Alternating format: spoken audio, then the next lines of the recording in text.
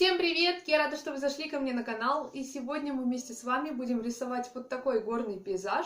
Использовать можно как гуашь, так и акрил, что вам удобнее. И перед началом я хочу напомнить вам подписаться на мой канал и нажимать колокольчик, чтобы не пропустить уведомления о новых видео. А также заглядывайте в мой инстаграм и группу ВКонтакте, все ссылки будут в описании. И список всех материалов также будет в описании. И начинаем по традиции с неба. Я использую белила, синий цвет и бирюзовый. Смешивать цвета можно как на холсте, так и на палитре. По желанию можно сделать плавный переход от более темного к светлому. Дальше я буду рисовать облака. Сегодня я делаю это пальцем. Вы можете использовать плоскую синтетическую кисть или кисть-щетину круглую, что вам удобнее. Затем я беру кисточку поменьше, это единичка, кругленькая, для моего формата она вполне подходит. Рисую я на холсте 18 на 24 сантиметра. И я начинаю справа на горы наносить светло-светло-светло-голубой оттенок, то есть в основном это белила, просто с небольшой капелькой синей краски. И после нанесения светлой стороны я добавляю чуть больше синего и начинаю отмечать слева темные стороны. Я буду постепенно добавлять синий и бирюзовый цвет и делать оттенок темнее, темнее и потихоньку затемнять горы.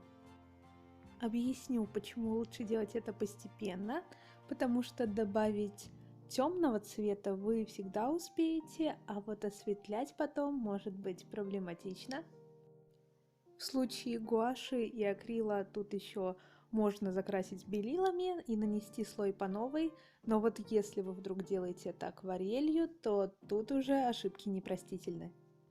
Кстати, на эту картину у меня ушло около 2 часов, и я не могу залить такое большое видео на YouTube, поэтому мне пришлось его ускорить. Если для вас это слишком быстро, то напоминаю, что в настройках вы можете замедлить скорость.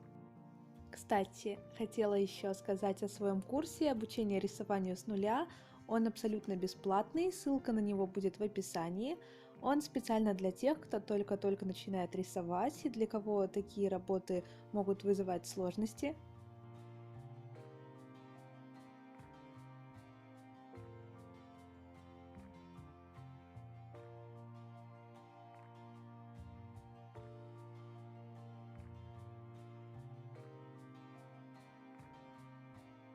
Кстати, здесь я добавила еще капельку зеленой краски, также в тень.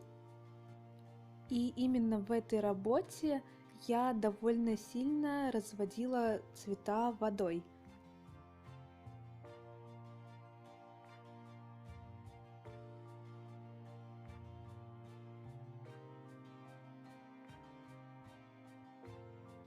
Мы уже почти закончили с этой частью гор и медленно приготавливаемся к тому, что она начнет уходить у нас в коричнево-зеленые оттенки.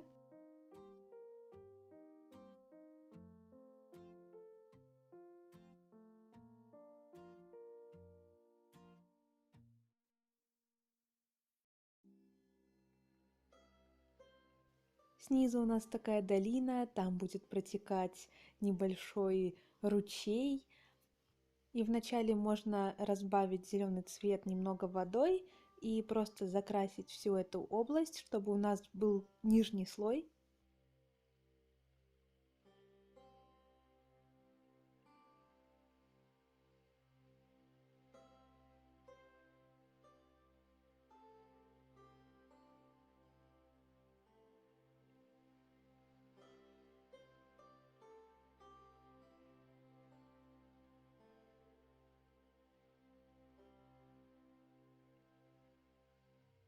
И теперь мы работаем по тому же принципу, что и до этого. Мы начинаем постепенно наносить разные оттенки такими небольшими мазками. Не пытайтесь сразу нанести темные цвета. Тут уже пригодится коричневая краска, сиена натуральная, возможно даже красный цвет. Я не могу объяснить этот процесс подробнее, потому что когда я рисую, оно получается все как-то автоматически, и мне очень сложно сформулировать свои действия, поэтому этот урок, наверное, не очень подходит для начинающих, но я все равно стараюсь указать на какие-то основные моменты.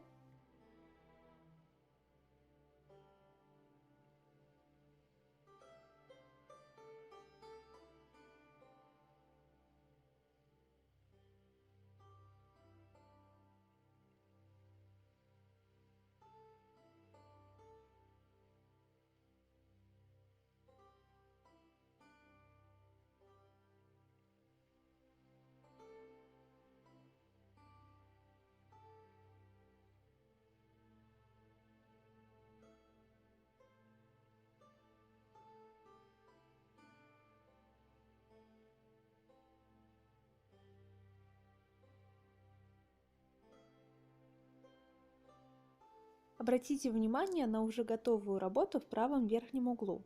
Вы можете видеть, что с левой стороны у меня цвета более темные, а с правой, или, скажем так, кверху нашей картины, там уже зеленый, желтый, следовательно, там света как будто бы больше.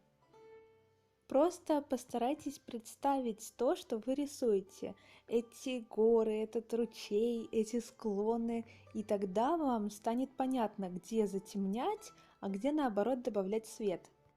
Я там уже рисую ручей или речку с использованием светло-светло-голубого и белого цветов.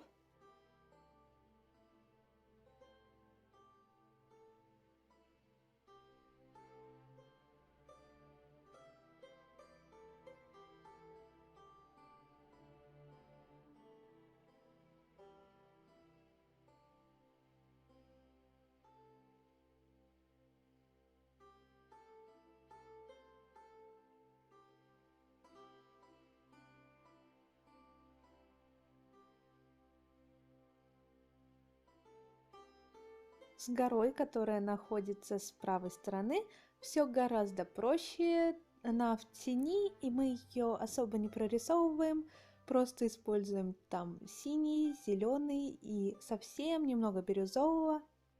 Смешиваем все цвета прямо на холсте.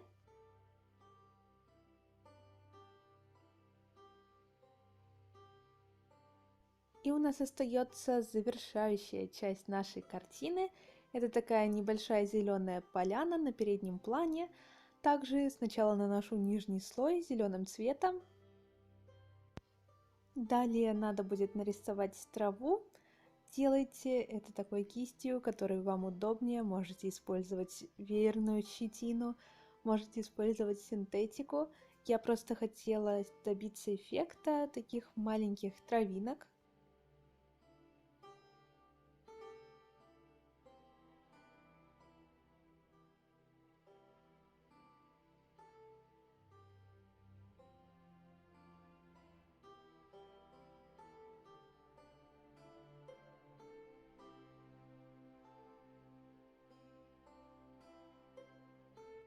Коричневым цветом мы намечаем стволы деревьев, и точно так же с левой стороны мы их затемняем, а с правой немного осветляем. Добавляем при этом черную краску либо сиену. Тут вы можете использовать кисточку уже потоньше, особенно если хотите прорисовать веточки. Вам подойдет нулевая либо единичка.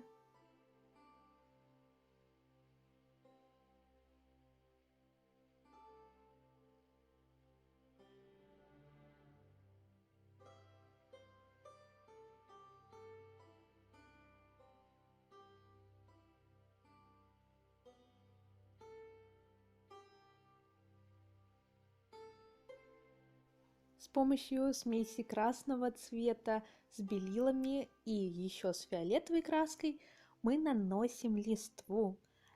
Также она у нас слева будет более темная, там вы можете добавить розовый, фиолетовый, а справа добавляем больше белого.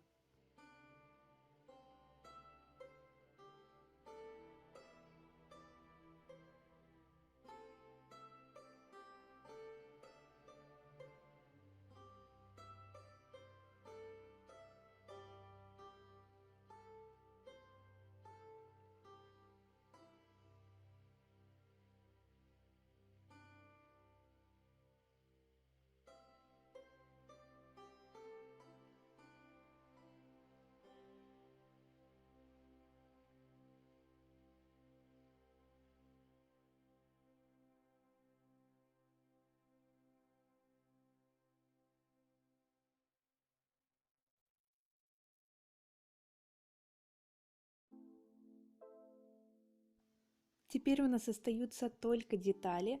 Уже тонкой кистью вы можете прорисовать веточки, вы можете подправить какие-то элементы на горе, если вам не нравится. У меня еще деревья также закрыли речку, поэтому я ее чуть-чуть подняла повыше. Добавила камни на передний план. В общем, тут вас уже ничто не ограничивает, вы можете добавлять сколько угодно деталей по вашему желанию.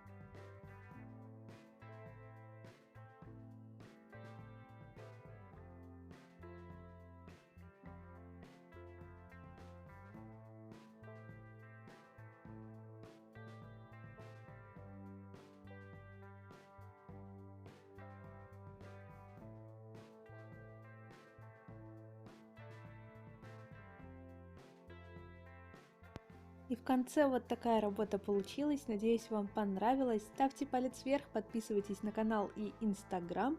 Выкладывайте свои работы в группу ВКонтакте. Не пропустите новые видео. Пока-пока!